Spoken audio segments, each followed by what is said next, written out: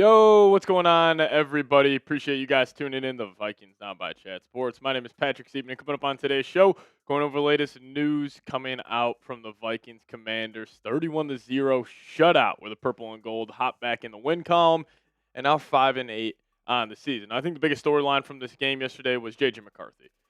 Played his best game of his short NFL career, so you guys let me know. Great J.J. McCarthy's game versus the Washington Commanders. Give me an A, B, C, D, or F. You guys let me know your thoughts down below. I think overall it was a pretty solid game for JJ. Obviously, he didn't do anything too crazy. Offense was very vanilla. The Vikings, they talked about dumbing down the offense this week. I don't know if dumbing down the offense is the correct phrasing for that, but it was a lot of just easier reads from McCarthy. Like a lot of these throws he was making were on the first read. They spread it out. They went a lot of 5 wide, which Kevin O'Connell rarely does, but I thought he was pretty solid. And I think this was also a game for JJ where it's a good building block game where it's like, okay, you had this performance here, 3 touchdowns, no turnovers, high completion percentage. You did your job. Now can you replicate that on a big-time stage? I mean, even though the Vikings season is all said and done, and actually for the Vikings to make the playoffs, it's actually, it is extremely unlikely. Number one, the Vikes would have to win out, go 9-8. Bears lose out, Lions lose out. Bada bing, you're in. Both teams, the Vikings have the tiebreakers over. But you guys let me know. Great J.J. McCarthy's game versus the Washington Commanders. I'm probably sitting at I'm going to go probably a B+ here. Missed a couple of easy throws. He missed one play. And people were freaking out over this on Twitter. And, I see why. It was Kevin O'Connell alluded to a play that apparently the Vikings drew up on the sideline. It was when J.J. McCarthy scrambled for 16 yards. He had Justin Jefferson wide open for a touchdown. It would have been like a 60-yard bomb. Now, if I want to play devil's advocate there, people are kind of saying, oh, this is just a misread by JJ. Yes, it does look like a misread. But also, they were up 24 points. It was 24-0, so I didn't know if JJ felt the need to go take that massive shot, but definitely a miss on his end. Pat was low-key hating on the Vikes yesterday. I was, mainly just because I was just seeing that game yesterday just kind of hurt. Because, that game the Vikings played yesterday was kind of what I imagined the season to be like, where they're running the football, the defense is flying around, you're not asking McCarthy to do too much. And, I thought that game, what we saw, I thought we would have saw that, against the Steelers, against the Browns, against, even though we beat the Bengals. I just thought we would have seen that game a whole lot more. So, yeah, I was a little pissed off at the Vikings yesterday because it's like, okay, now you're 4-8.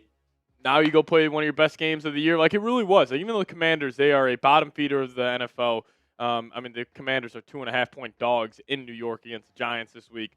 So that should tell you what Vegas thinks about them. But, it was just a good performance. All 3 phases. Offense was going. They set the tone right away. KOC wanted to receive. They went down, scored a touchdown on the first drive of the game. Defense was obviously fantastic. But still overall, not a good season. Again, I understand. This is awesome. This is a great win for the Vikings, a great building block for J.J. McCarthy, but still, as a whole, this season is still an incredible disappointment. So you guys let me know your thoughts on this. What is your biggest takeaway from the season so far? I was trying to think about this one. This is a little bit of a tough one, so you guys let me know your thoughts down below. The defense will have to come to play. They could, not saying they will. Talking about the Cowboys, yeah, there's a chance the Vikings can get a win in Dallas. It's going to be incredibly hard because I think, we'll see if the Cowboys have CeeDee Lamb or not. But, I still would assume the Cowboys offense, even though I love the Vikings defense, you're still with Dak Prescott. Solid running game, good weapons still even without CeeDee. They still should be able to move the ball.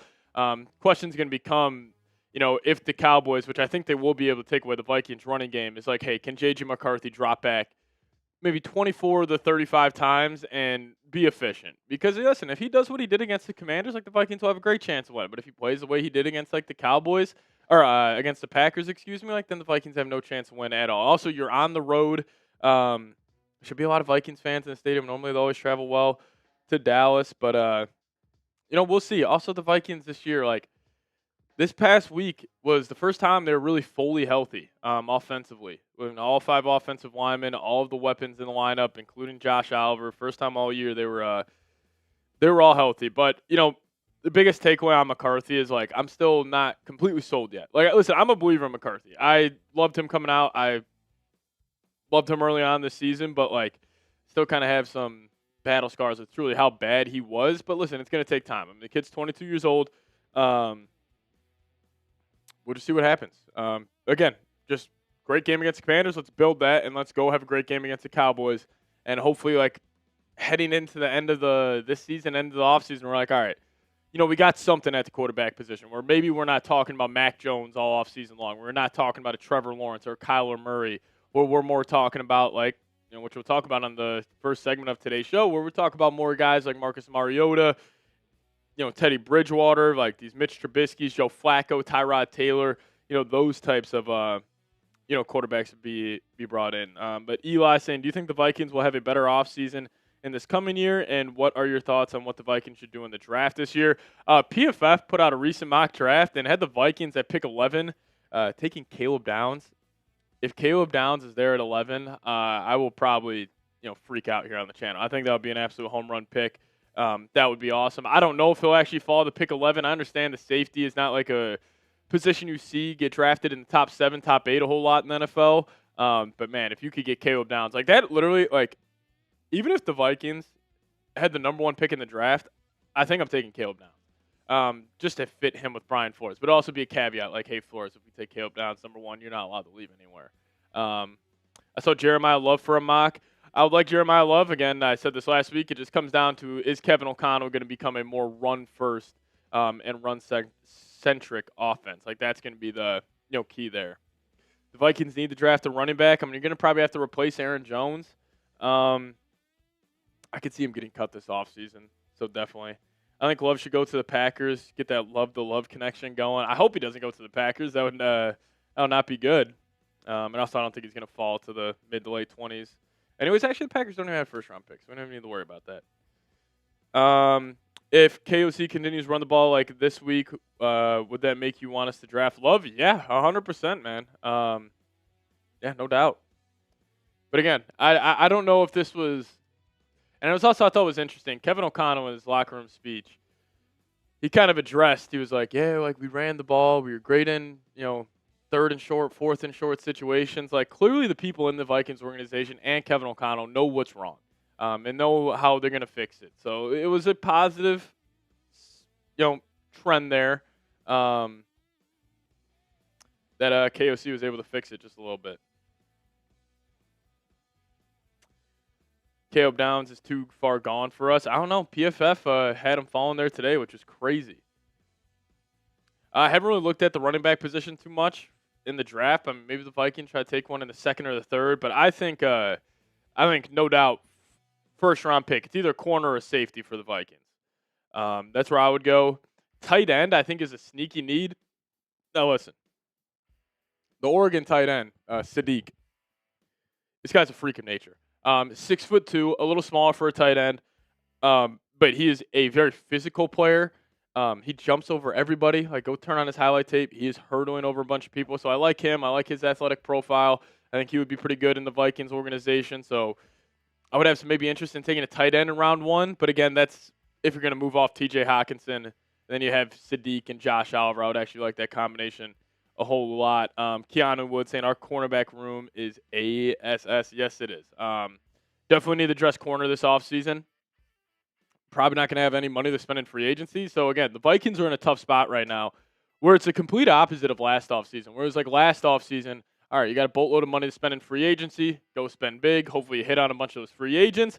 And you only had 4 draft picks. Now the complete opposite this year where it's like, hey, you have absolutely zero money to spend in free agency. But you got a boatload of draft capital. So, hopefully you're able to hit on those draft picks. So, it's just going to come down to the front office this offseason. Like, you're going to need also guys that – you draft to be day one contributors, and that's what you would hope from your first-round pick and your second-round pick. And hopefully they can, get it done. But they have also not given us any thing to go off of where it's like, oh, we trust Kwesi, we trust this front office to go and make the right selections, just because they haven't really shown it yet. Steven saying #Vikings. The Cowboys defense has been not very consistent. I think they might give McCarthy some looks next Sunday. Do you think we'll have the same score happen next Sunday or not? Talking about the same scores this past weekend, I mean, listen, if the Vikings shut out the Cowboys, I mean, that would be one of the greatest defensive performances from Brian Flores that we have seen, if he can go into Dallas and do that. But Yeah, in terms of the looks, they're probably going to show McCarthy. I mean, everybody does this. Like, we're talking about like the Ravens and the Bears. They were showing McCarthy a lot of exotics that game, and that's just what you do for a young quarterback. Like, that's what Flores does to young QBs. Um, the only thing, though, about this matchup is, and Dak Prescott and Jared Goff are, you know, different styles of quarterback just a little bit, but like those veterans who can really just kind of pick apart a defense and, you know, very good process, are very good at pre-snap. We have seen Flores struggle against those types of QBs, so I could see Dak having a good game. And I think the Vikings offense, they're going to have to probably get to 24, 27 points to have a chance, and I just don't know if they're capable of that on the road right now with McCarthy, but we'll see. Again, I think, listen, it's a 6-point spread. I would probably take the Vikings plus 6. Still think the Cowboys are going to win. But I think it'll be a little tighter than most people think. But if you guys could, get a question in there. We got a mailbag coming up. Hashtag Vikings. Ask anything around your favorite football team. The quarterback, J.J. McCarthy, Kevin O'Connell, Kwesi Adofo-Mensah, whatever you guys want to talk about, just use hashtag Vikings in the live chat. Or if you guys want to super chat, guarantee your thoughts up on the show. And if you guys are ready to rock and roll, we got 150 people in the building. Just go down there, hit that thumbs up icon. Once we hit the 30 likes, we'll start today's show. So if you guys could help us out, hit that thumbs up icon today. As Craig saying, J.J. McCarthy would have shredded the Seahawks defense. I disagree with that. Seahawks got one of the better defenses in the league, if not the best. I mean, they are, you know, fantastic on that side of the ball. So Kirk Cousins even struggled against them yesterday. Now Kirk is obviously not too good right now, but you know, Seahawks defense, want to give them their credit. The Chiefs lost yesterday. Yeah, it's crazy. The 6-7 Kansas City Chiefs. Who would have thought? Who would have thought? Yeah, get a question in there. We also just need 4 more likes to get the 30 likes, and we'll start today's show. So the Vikings are still on the bubble. Yeah, Vikings win out. Bears lose out. Lions lose out. We're in the playoffs as the 7th seed. Probably taking on the Green Bay Packers. What would be a good trade in your opinion, including Jordan Addison? Good question. We'll talk about that. But hey, we just need 3 more people to hit that thumbs up icon, and we'll start today's show. Now just 2 more people. So hit that thumbs up button, and we'll talk about the Vikings 2026 QB plan. Do you think we play like yesterday, we can win out? It's tough to say. Like it's Commanders at home.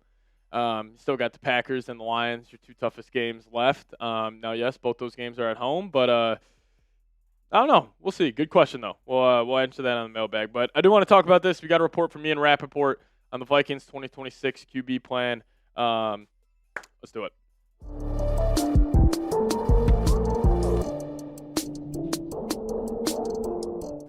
We got a new report coming in from Ian Rapoport on the Vikings QB position heading into this offseason.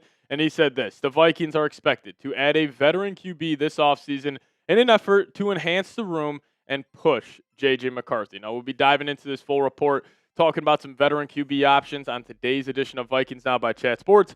My name is Patrick Siepman, and welcome in. Now, right away when I heard this report, and even producer Dylan was joking around with me. He's like, I already know what you're going to say, and he's right. 1 year too late, Kwesi and KOC.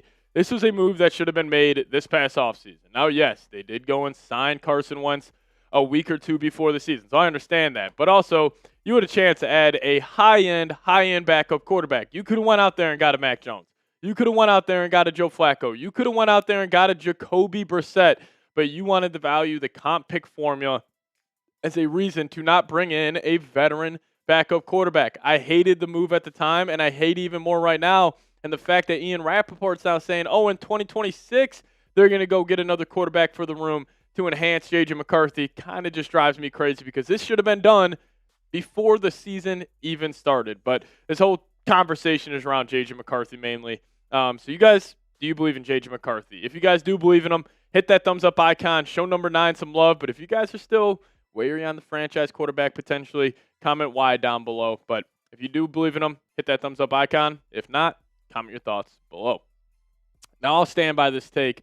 No matter what happens, J.J. McCarthy should be QB1 at the start of next season, or at least he should be the favorite in the room. So that's not ruling out them potentially going out there and getting a Marcus Mariota and kind of viewing it as like a QB competition. But everybody knows that J.J. McCarthy is the starter.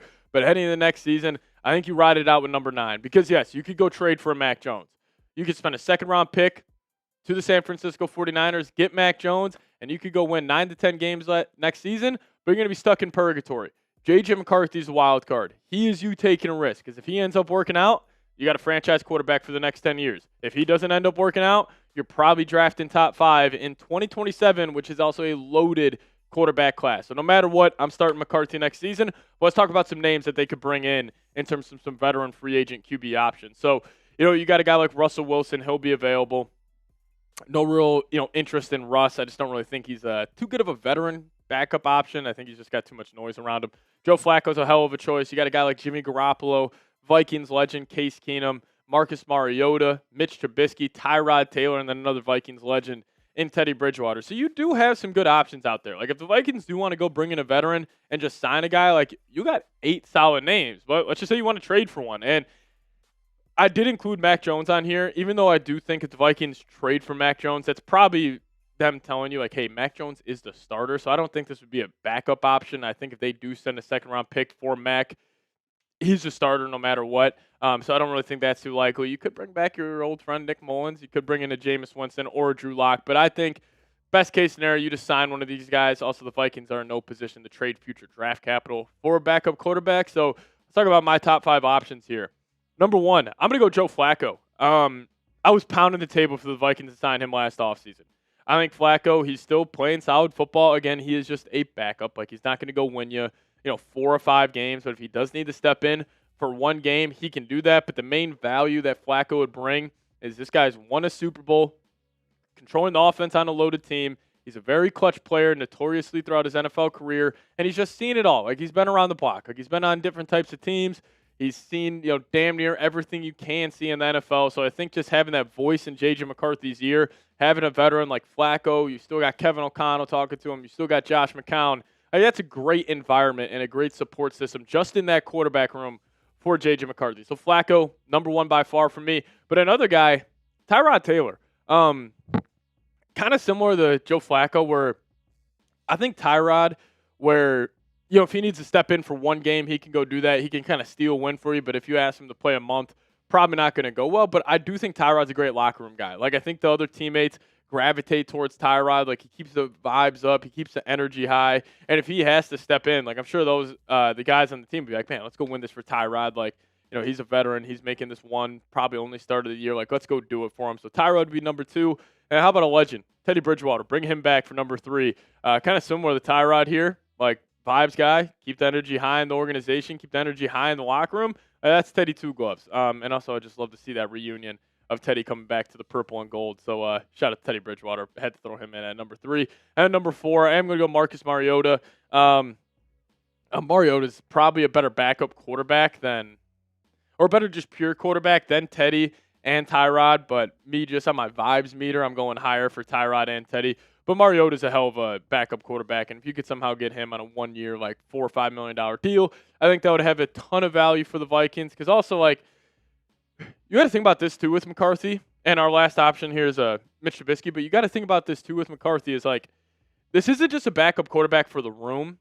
This is a backup quarterback where you should expect him to play multiple times during the season. Because J.J. McCarthy hasn't proved that he can be the starting quarterback for 17 games. So, like, this is a guy that you're bringing in where, like, you almost want to have the ability where it's like, hey, if Joe Flacco's got to go play 6 games this season, we feel comfortable with him playing 6 games. If Tyrod Taylor's got to step in for the whole month of November, we got to feel comfortable with that. Like, that's why I think this offseason, even if they declare McCarthy the starter early on in the process, like, there is going to be a lot of buzz on who the Vikings bring in because, again, the Vikings front office shouldn't have any faith in McCarthy staying healthy for the entire year because he hasn't shown that. Like, even though we could talk about McCarthy's play on the field all we want, the biggest concern with number 9 is just him getting on the football field. So hopefully he can turn that around. Hopefully he can stay healthy for the rest of the season. And also, it would be huge if he can just have a whole offseason where he can be fully healthy. But these are my top 5 guys. But you guys let me know. Name a quarterback the Vikings should bring in. I'm cool with Joe Flacco. I think that'll be a solid option. I just don't really want them to trade for Mac Jones. I'm very much against this. Even though Mac Jones would, like, raise your floor for your ceiling next year, I'm just probably against the Vikes bringing in Mac Jones. But you guys, let me know. Name a QB the Vikings should bring in down below. Now, I do want to talk about J.J. McCarthy and his game against the Washington Commanders coming up next. It was probably his best game of his NFL career so far. So I do want to show number 9 some love and really deep dive into his play. But before we do so, today's episode of Vikings Now is brought to you by Harry's. Here's an example of one of their brand new razors. And for a limited time, our listeners can get the Harry's Plus trial set for only $10 at harrys.com/chat. This set includes the all-new Harry's Plus razor, one refined 5-blade cartridge, and a 2-ounce foaming shave gel, and a travel cover to protect your blades on the go. Now, Harry's Plus isn't just a razor. It's the centerpiece of a full grooming lineup from shave gel to body wash, all designed with the same attention to detail. And I was completely blown away my first time shaving with Harry's Plus. Sometimes my old razors, they would go way too dull, way too fast. Sometimes they would irritate my neck, but that's not the case at Harry's. And their brand new razor called Harry's Plus completely changed how I viewed shaving my face. And everything is delivered straight to your door from Harry's own factory to your bathroom. No middleman, no markups, just premium gear on your schedule. So for a limited time, our listeners can get the Harry's Plus trial set for only $10 at harrys.com/chat. This set includes all new Harry's Plus razor, one refined 5-blade cartridge, its 2-ounce foaming shave gel, and a travel cover to protect your blades on the go. Just head to harrys.com/chat to claim this offer. And after you purchase, they'll ask where you heard about them. Please support our show, Vikings Now, and tell them we sent you. All right, let's talk about J.J. McCarthy and his game versus the Washington Commanders. I thought he had a really good outing. And, I think this was his best day by far in the National Football League. We could talk about that Bears game, probably a bigger stage, tougher opponent on the road in Chicago. So, yeah, that fourth quarter was probably more special. But in terms of just like from snap one to the last snap of the game, this was the most consistent he has played. And, the raw numbers, I couldn't blow you away, like 16 of 23, 163, 3 touchdowns. I think the most impressive part of this was no turnovers. Played a really clean game of football. And I think that was huge. And, the one thing, and people were kind of, getting on me in the post game, being like, Patrick, why are you being so negative? Like, dude, I saw you on your watch party yesterday. You weren't that fired up that the Vikings won 31-0. The reason for that is I think this is how the Vikings should have been operating all season long, where it's J.J. McCarthy. He's throwing the ball 23 times. They're running the piss out of the ball. 34 carries for 162 yards. You're relying on that defense. You're playing ball control. You're playing safe. Like, that style of game and that game plan the Vikings had. Now, yes, that's a lot easier said than done to do against the Washington Commanders versus a better team. But I just felt like that's how the Vikings should have been operating all season long. And that's why I was a little frustrated, because I'm like, that JJ you saw, that's been in him the entire season. Not the JJ that we saw in Green Bay, where I felt like Kevin O'Connell just let the kid to die out there on the football field instead of helping him out. We also saw KOC spread it out, 5 wide, drop the ball off, like just get him some early confidence throws in this game, which I thought was huge. And I just thought that's how should have been playing this whole season. So a little, disappointed. Now, on JJ's side of the plate, he left a lot of meat on the bone here. He had a really good game. I don't want to take anything away from it, but also going back and, really watching the All-22, he missed a couple of big-time throws. He also had a lot of big-time throws. And the thing that I love the most is the 0 turnover-worthy plays. Did not put the ball in harm's way whatsoever, which was great. And also, this ADOT being below 10, I love to see it. JJ had the highest average depth of target in the league at over 10. I like that it was a lot lower, 7.5. Still, higher compared to a lot of quarterbacks in the NFL, but you'll still take that being below 10. Adjusting completion percentage solid. And 2 big-time throws like this. If you got this every single week from JJ, this is a hell of a quarterback in the NFL. And also what was so positive is, like, we saw what a competent quarterback in this offense can look like again. Like, we finally saw it. We're like, all right, if you just get some B-plus play, like, this offense can be, pretty damn explosive. And, the good thing about also the Commanders game is that it just fires me up for the next game for the Vikings. Like, I'm not here making any declarations where it's like, all right, J.J. McCarthy versus Commanders, he stamped himself. He's a franchise quarterback. He's our guy, all that. No, I'm not saying that. But that's a great building block. Like, right there. You take that game, you parlay it into a potential win on Sunday night in Dallas against the Cowboys. All right, we're cooking with something now. And then you got the Giants on the road. All right, let's just say you go 3-0, JJ, and then you got the Packers and the Lions, and you're just playing with house money for the rest of the season. But that was just a good building block game for them. And also what I like is I'm glad that he got confidence off this game because, listen, the Cowboys, no matter how good, no matter how bad they are any given year, when you're traveling to Dallas and you're playing them on a primetime stage, no matter what your team's record is, no matter what their record is, it's going to feel big. And I could have seen this on a Sunday night, and it very well still could happen, where if JJ had no confidence rolling into the game, the Cowboys start getting after him. Like, I could see him potentially start to crumble. So I'm happy he got some confidence. He got some of his swagger back. And also my favorite part is JJ during the post game, stone cold. He was giving no emotion. He probably saw the jokes on Twitter and all that. So at least, he's growing. He's learning from his mistakes. He's learning from it all. And just overall, really, really good game from number 9. But if you guys made it to the end of today's show, we appreciate you. Just hit me with those skulls down below in the comments section. Shout out to all the real ones. And thanks, everybody, for tuning in. Let's go Vikes. Alrighty. What's going on, everybody? How you doing? We got JJ McMuffins. What a name. Haven't seen this before. I wouldn't mind seeing Bridgewater coming back, but I'm curious about Flacco. Yeah, I'm kind of with you. I would not mind seeing Teddy Bridgewater back in the purple and gold. But Flacco would be my guy. This is a hell of a name. What is your profile? You got a better look on that, Dylan? What does that say? Like a dog in the street. JJ's McMuffins. Where have you been? Why have you not been commenting the entire time? I absolutely love this name. Or is this a diehard viewer? I love this. Yeah, draft position also didn't move a whole lot. Also, I will get this out there. What's going on, Corey Miller? Lego Foe, what's going on? Also, appreciate everybody for tuning in today. I will admit I was a loser. Listen, right here, I was a loser. I was saying the Vikings should tank. I was saying they shouldn't win any more games. And normally I'm always in the camp where it's like, don't tank no matter what. Well, tanking's not a real thing in the NFL. I will say it always feels good getting a win. And also when you have a young quarterback, like, I want to see JJ late in the fourth quarter making clutch plays. Like, if I told all of you guys, like, hey, the Vikings win out, but we still don't make the playoffs, would you rather have that happen or the Vikings lose out? Me personally, I would rather have the Vikings win out, because what does that mean? It probably means J.J. McCarthy is making a lot of big-time plays late in these games, and that would also mean J.J. would have beat Jaden Daniels, Dak Prescott, Jackson Dart, Jordan Love, Jared Goff twice.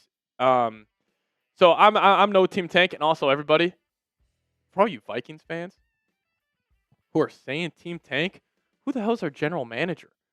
Like, these are just faceless names we're hoping to go get. Like, yes, I would be sick to my stomach if Caleb Downs ended up dropping the pick 12 and the Vikings had pick 15 and we couldn't get him. Yeah, I would be absolutely sick, but literally it's just a difference between pick 11 and pick 17 for the Vikings. So I'm cool with them, winning out.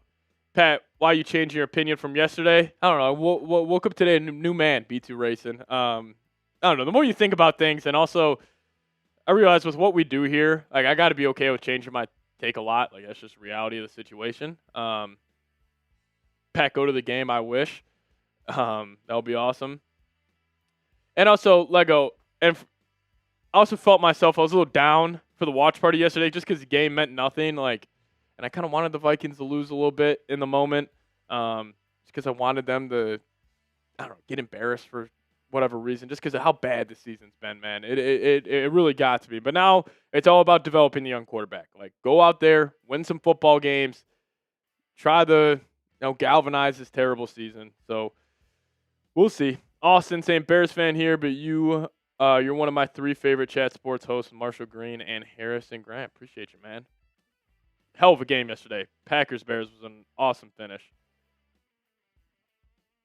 Yeah, I agree with you, Stephen Murdoch. I'd rather see them finish strong. It should bode well for next year.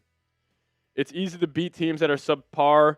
And if you can beat those teams, how would that set the team and its quarterback for next year? I just think JJ just needs to build off something. I mean, listen, we're starting at ground zero with JJ McCarthy. Like, a win against the Commanders at home, we'll take it. Imagine we barely make the playoffs and we still win the Super Bowl. Yeah, Giants did it. Packers snuck in that one year and beat the Cowboys. What's your takes on Sean Payton? I'll say this. Fuck him. I hate Sean Payton. Oh, I knew it. I knew it. JJ McMuffins. It's unreal. Oh my God. Shimshack, you dirty dog. That's unbelievable. JJ McMuffins. Yo, Seeps, it's actually Shimshack Collectibles. Just created this account last night. You're the best. You're the best. This is Shimshack, respectfully. I hope I never see you back on the Shimshack account. I hope it's only JJ's McMuffins for now. That is unbelievable. Mr. Rick coming in with the $10 super chat. What's going on, Mr. Rick? Good to have you in the building. Not a good year for our Vikings and Giants, I must say, Mr. Rick, but I miss you a lot. Miss you on Giants. Jetta saying me and you said the same thing about Sean Payton. Fuck him. I can't stand Sean Payton. He hurt Brett Favre. He's an asshole. Fuck him. I don't like Sean Payton. Mr. Rick, Vikings Giants, come join me live from MetLife. I wish. Also, is that a new profile pic with new dogs, Mr. Rick? I think it is.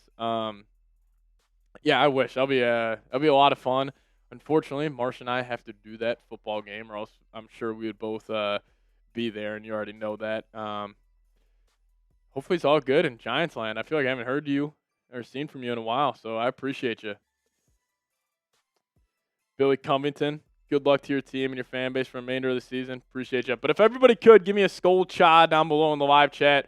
Mr. Rick, diehard supporter of our Giants Now channel, diehard supporter of our Knicks channel as well. Big fan of myself, so always love seeing him in the building. Everybody give me those skull chas down below. Also, Marsh always appreciates your dog tips for our dog Heart at the house, so we always appreciate that as well. But everybody give me those skull chas. Diehard chat sports guy. Also shout out to Mrs. Cha as well. Thoughts on Drake May? Wish he was a Viking. That's all I'll say there. I feel bad for Daniel Jones coming from JJ's McMuffins. It's the best name on YouTube, man. Pat, I will sell my Giants versus Vikings ticket if you think I should go. Or if you think I should, or should I go? I got row 20. You should 100% go. You should be there. Definitely. See you, Pat. Looking forward to future streams. You're all good, Eli. Shout out to you, Brody. What happened to the Bulls, dude? Blake? I don't know. I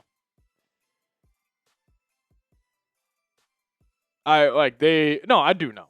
The team sucks. Like, there's not a lot of talent on the Chicago Bulls, and they're bad. Timberwolves are playing good basketball, though, lately. I've seen that. I've been keeping my tabs on the T-Wolves. They look good. But my Chicago Bulls, it's rough, man. Being a Bulls fan, I don't think people realize how rough it is. Because we're never bad. Like, drafts aren't exciting. Off-seasons aren't exciting. Like, in-season's not exciting. Like my friends and I joke around. We kind of say, like, it's, like, we haven't been basketball fans for, like, 10 years. Because, like, even our off-seasons, like, we don't do anything. We make no moves. It's just very vanilla. This Lego saying nothing is exciting. Chocolate Lab is Cha, age 12. Mr. Rick, when I get a Chocolate Lab in the future, I'll hit you up for advice. You're a Sixers fan? That stinks. The Wild are low-key selling lately. I thought the Wild were off to a good start. Yeah, but if you guys got those questions, hashtag Vikings. I'm hearing calls to suspend Jay Ward. Rewatching the hit. It looks like he was going for the quad. Not much else you can do in that situation. I would be shocked if Jay Ward isn't suspended. That's my take. Ryan Manley, you're a Nuggets fan. God bless you. That's awesome. That is awesome. I think Jokic is, he's an all-timer, man. Obviously. You know that. Patrick, why did KOC just start calling a good game for JJ? Did Wilfs chat with him? No, I think KOC adjusted, and I'll tip my cap to that. He leaned more into the run game. He ran the ball on 3rd and short, 4th and short. It was like 4 times this weekend. Hey, 3rd and 1, let's just hand the ball off, and it ended up working. Yeah, Pistons are 19-5, John Lee. Crazy Chiefs are eliminated from the playoffs. Don't say that. Don't say that yet. Lego Fellow, thank you so much for getting that question in there. JJ McMuffins in the building. Hey, Shimshack or JJ, can you get a question in there so I can include your name on the mailbag? I think KOC watches the vids, not going to lie. It kind of felt like he called me out in the locker room speech after the game. Yo, we need to be better running the football. We need to be better on short yardage situation. Yeah, you do. Honestly, I hope Kevin O'Connell's not listening to me. If Kevin O'Connell ever watched one of my videos and was like, you know what, that's a good point, I would almost be more concerned that he thought that.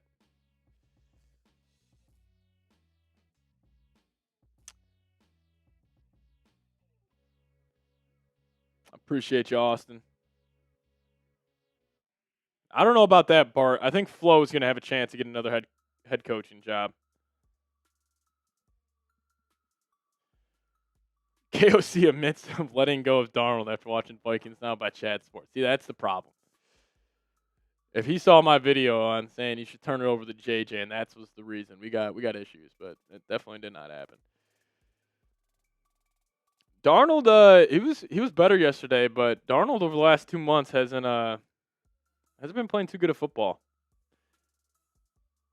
Invite KOC on the show. There is no chance KOC would ever come on this show after 2 weeks ago. I headlined a video. The Vikings should fire him. No chance. That's so funny, Pat. I would also become concerned. Okay, yeah. We're glad we're on the same page. Bro, Kwesi still needs to be gone before the draft. I hear you. Can't let him control another draft, man. Can't happen. Broncos in the building. Appreciate you, Broncos, for tuning in. In the post-game locker room, JJ was so much more calm, but we're still saying 9. Yeah, I heard everybody saying, yeah, 9. Yeah, 9. I was happy for the guys yesterday. Also, the one thing I loved, KOC, apparently he told the guys Saturday night, he kind of laid out, he was like, hey, imagine what 16-year-old you would say about yourself heading into this game. Or like, what would 16-year-old you say about you after tomorrow's game? And I thought that was pretty cool kind of perspective from Kevin O'Connell because, yes, like this season is a disaster. Like it's easy for these guys to check out if you're just taking it like in the vacuum of the season. But if you're thinking like big picture for their lives, like I'm sure like think about a guy like Jonathan Allen and Javon Hargrave, Javon Hargrave, 93 overall PFF grade yesterday. He was absolutely unreal. Like imagine being a guy like Javon Hargrave and hearing Kevin O'Connell being like, yeah, imagine what 16-year-old you would say after everything he's been to and the disaster of a season he's having. He's like, no, 16-year-old me would want me to go out there and play hard and do it for the love of the football game. So I thought KOC, like that mindset, able to unlock that kind of mentality out of his locker room. I really like that. 9 is fun in my opinion. I fucking love JJ McCarthy. I'm just going to put that. I absolutely love this kid. I hope he ends up working out so bad. For also, I can take a victory lap on, who is it? JJ McGlaze on Twitter. One of the worst Twitter accounts out there. He just rags on him the entire time. Yeah, I'm hopefully JJ can prove everybody wrong. Daniel Jones went from Prince and turned back into Frog. All New York Giants fan knew he would. Are you rooting for injuries now, Mr. Rick? Obviously joking, but I do feel bad for Daniel Jones. Is what it is. If the Vikings made it to the Super Bowl, hypothetically this year, who would I want to see them go against? Like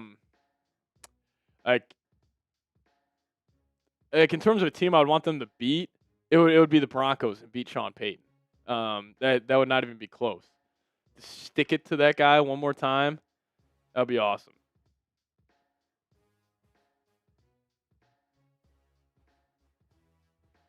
Oh, I know. Yeah, Bart. That was the whole thing with Flores. Is that ownership wanted Flores to blatantly tank, and Flores was like, "Guys, you guys just don't understand." The Broncos the worst 11-2 team ever. No, I don't think so. I mean, they're up there though. Steelers. Yeah. Well, they started what, like 10-0, 11-0. How can the Vikings still make the playoffs? It's easy. Lions don't win another game. Bears don't win another game. Vikings win out. We're in the playoffs. Because we would have the tiebreaker over the Lions and the Bears, which would be sick. Yeah, I was gonna say Vikings-Bills, the battle of both teams are 0-4 in the Super Bowl, but the Bills would smack us. Did you go for a jog today? I did not. I actually went to the gym this morning. Vikes interested in Winston, or is it too late? Maybe this offseason they could be. If they want to go get a backup.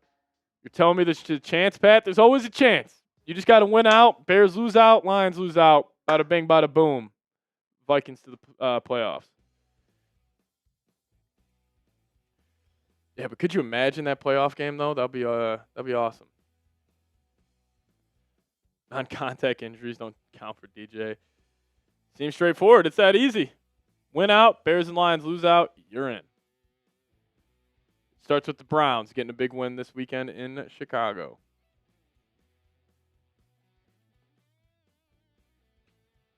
I'm with you, Jay Vikings. All right. If you guys are ready to rock and roll, let's do a little mailbag. Let's talk about it. As we got some breaking chat sports news here. I think our Raiders report host, Mitchell Renz, is stuck in the elevator.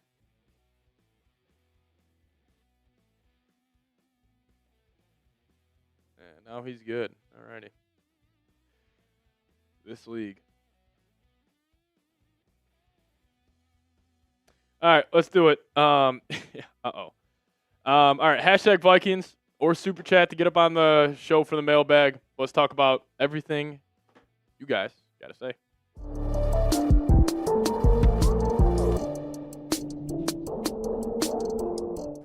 Yo, what's going on, Vikings fans? Welcome to the Vikings Not by Chat Sports. My name is Patrick Siepman, and coming up on today's show, we got a mailbag for all of you guys, where it's just me and you chopping it up about the Minnesota Vikings. Now, I get asked a lot, hey, Patrick, when do you guys normally do these mailbags? Why am I never involved in them? So just kind of a programming announcement here. We do our mailbags every Monday and Thursday. Now, some of this can change due to scheduling, but normally they're going to happen on Mondays at around 3:45 Central, Thursdays around 4:45 Central time. So if you guys want to get involved in one of our future mailbags, hit that subscribe button today. Also, hit that notification bell so you guys can see whenever we go live during the week. But I want to get more of you guys involved. So hit that subscribe button today and join us for our mailbags. Winter Warrior, what's going on, man? Saying, who do you think the Vikings could trade this offseason? Hashtag Vikings. Talking about trade away guys. I think the most obvious answer to this question would be a guy like Jordan Addison. You know, the question is, are the Vikings going to pay Justin Jefferson $35 million a year and Jordan Addison $25 to $28 million a year? So I think he is naturally on the trade block. But I'll throw another kind of dark horse blockbuster trade guy out for you guys. How about a little Jonathan Gennard? Jonathan Gennard's on a great deal. He's getting around $23 million a year for the next couple of seasons.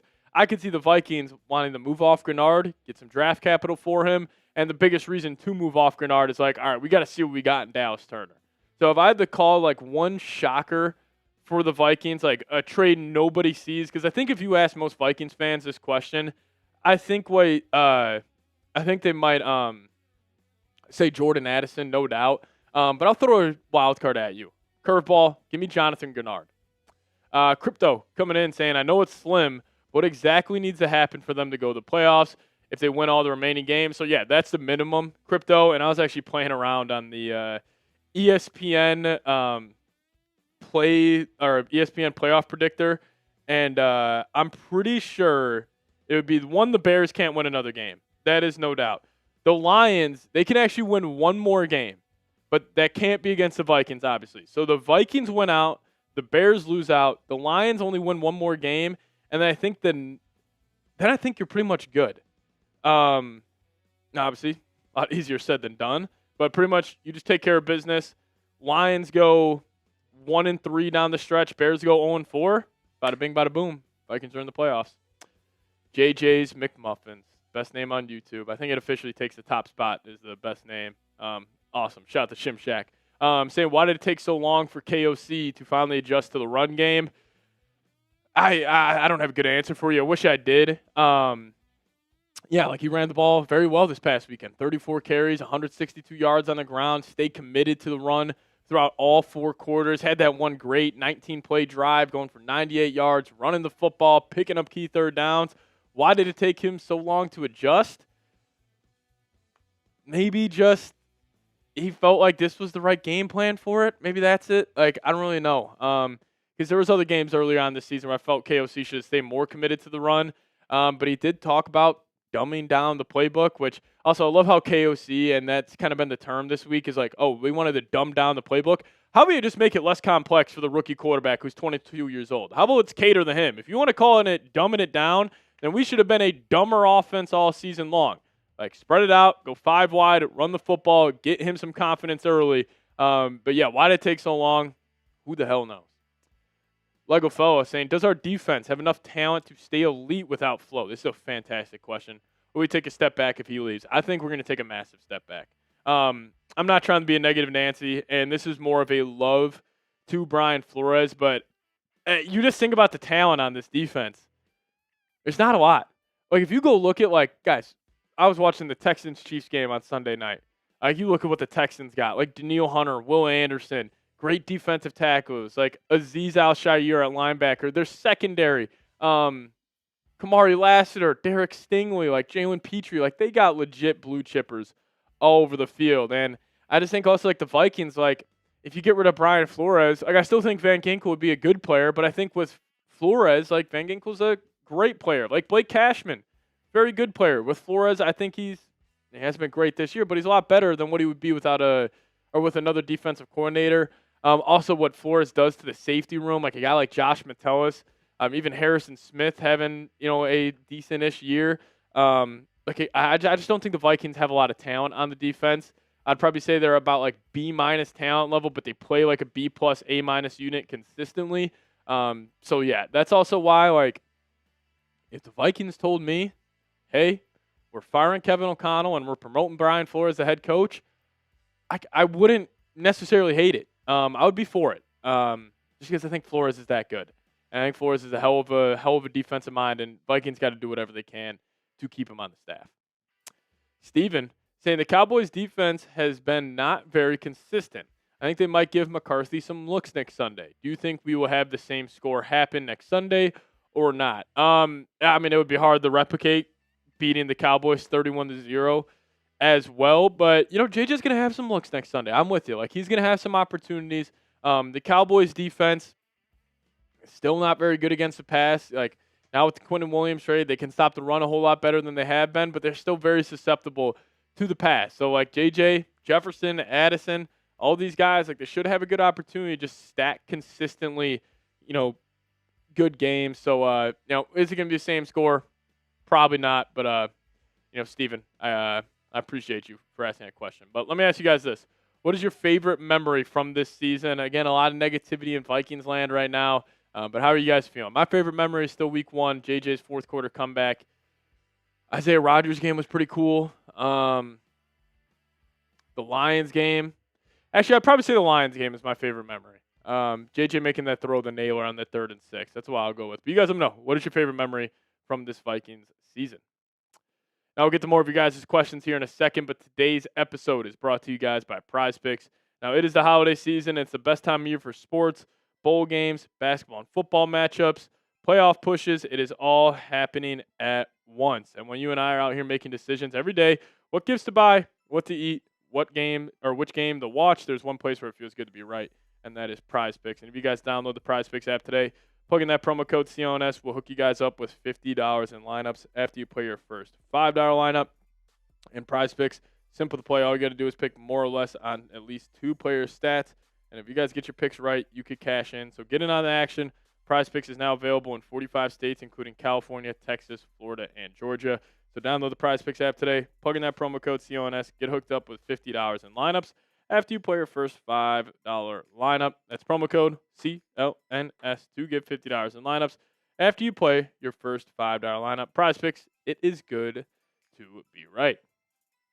All right, JJ MVP, what's going on? Saying, what would be a good trade in your opinion, including Jordan Addison? I think just raw draft pick compensation would probably be a second-round pick. Not trading Addison for a third. I don't think that's fair enough value for him. ideally, I think you would get like a second and a player. Now, what if I float this out to you guys? What if, let's just say, and we're going to get really wild here. What if the Titans get the 3rd overall pick? What if you trade Jordan Addison? Let's just say the Vikings end up with pick number 13. Would you trade Jordan Addison, pick number 13, for number 3, and you go get Caleb Downs? Answer that for me, please. I'm very curious. Let's just say the Vikings get the 12th overall pick. Would you take 12, Jordan Addison, to move up to number 3 or number 4, wherever the Titans end up, to go get a guy like Caleb Downs or any of those teams? Like, I do think the Titans would be a good option since they're a wide receiver needy team. Like, I would have some interest. I mean, it would be a wild trade. Like, I don't think this would ever happen, but it would be an interesting decision. Like, I don't know. Just throwing that out there. Jordan Addison, pick 12, trade up for Caleb Downs. Here's some of your thoughts down below. Blake, what's going on? If KOC continues to run the ball like this week, would that make you want us to draft Love? 100%. Like, I love Jeremiah Love as a prospect. Like, this guy's awesome. Now, even though I think the committee made the right decision putting Miami and Alabama in over Notre Dame, I kind of wish we got to see Jordan Love in the college football playoff because this guy's a stud. He is a hell of a player.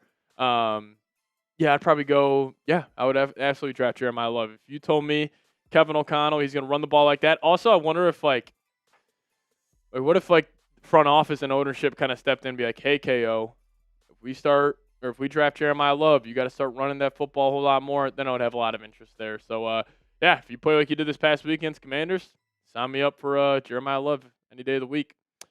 Big O, fantastic question. What defense was better, Zimmer or Flo? Oh, man. All right, let me think about this. I think Zimmer. So let's take Zimmer's best year, 2017, that defense. Eric Kendricks, Daniil Hunter, Everson Griffin, Linval Joseph, Xavier Rhodes, Harrison Smith.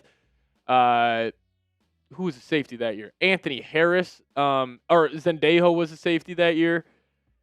In terms of better unit, like that 2017 Vikings defense was one of the best units in honestly Vikings history. Like 2017 Vikings defense, one of the best ones ever. Now who do I like? What scheme do I think is better? I don't know. You going like the Zimmer double A gap mug look, like kind of a little similar to Flores. But the thing is with Zim, he was a lot of soft zone on the back end. Flores likes to get up, assert himself a little bit. And also if Flores had the personnel that Zimmer had, man, oh man, like he would have a hell of a unit. It's a really good question though. In terms of what scheme I like better, I don't know if this is personal at the moment, but I will go Flores. But in terms of like which coach had the better defense, like Zim in 2017, that was a fantastic unit. They had blue chippers on every single level. Eli coming in saying, I think Joe Flacco could be a solid trade. He showed he could do well in Indy and just be a solid QB when needed. Also, I feel like Jameis could bring some talent and flair to the QB room. Yeah, Joe Flacco, you'll be able to sign him this offseason if you really want to. Jameis would bring some talent and some flair.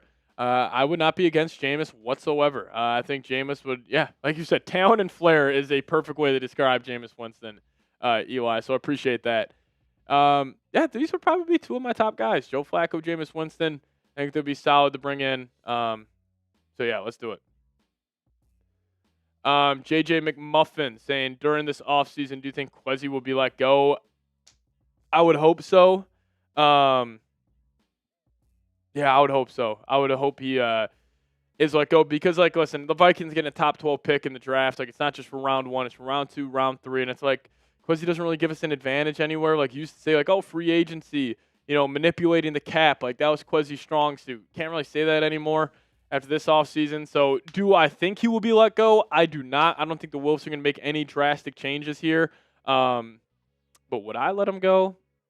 Yeah, I probably would. Appreciate you. Best name on the mailbag, JJ McMuffins. Shout out.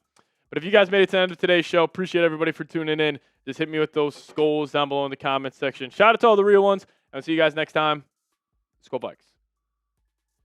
What's going on, Reed Southern?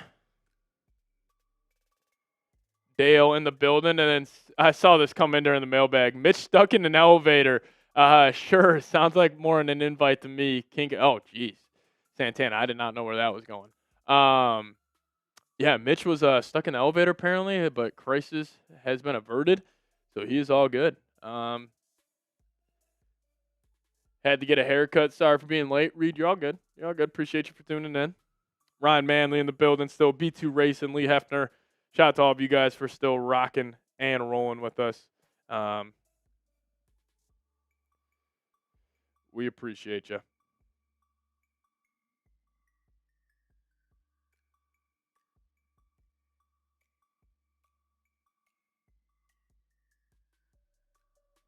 All right, we are going to get on out of here, though. Appreciate all of you guys for tuning in.